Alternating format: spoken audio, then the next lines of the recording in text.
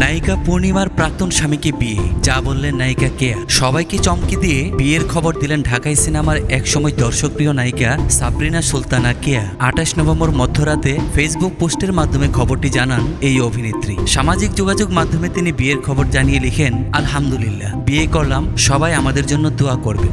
জানা গেছে কেয়ার স্বামীর নাম মোস্তাক কিবরিয়া। তিনি পেশায় একজন ব্যবসায়ী। মোস্তাক কিবরিয়া চিত্রনায়িকা পূর্ণিমার প্রাক্তন স্বামী। ২০০৫ সালের ৬ সেপ্টেম্বর ব্যবসায়ী মোস্তাক কিবরিয়ার সঙ্গে প্রথম বিবাহ বন্ধনে আবদ্ধ হন পূর্ণিমা। তার সাথে ডিভোর্স হয় ২০০৭ সালের ১৫ মে। বিয়ের প্রসঙ্গে কেয়া বলেন, হঠাৎ করে বিয়েটা করা, তেমন কোনো পরিকল্পনা ছিল না। বিয়েটা পারিবারিকভাবেই হয়েছে। আমার ও মোস্তাকের মা চাইছিলেন বিয়েটা হোক। দুই পরিবারের ইচ্ছেতেই বিয়ে হয়েছে। সবাই আমাদের নতুন সংসার জীবনের জন্য দোয়া করবেন, যেন বাকিটা পথ একসাথে পাড়ি দিতে পারি। প্রেম নাকি পারিবারিকভাবে বিয়ে হয়েছে জানতে চাইলে কেয়া বলেন, সম্পূর্ণ পারিবারিকভাবে বিয়ে হয়েছে। বিয়ের প্রস্তুতির জন্য সময়ও পাইনি। বিয়ের সময় শুধু দুই পরিবারের ঘনিষ্ঠজনেরা উপস্থিত ছিলেন।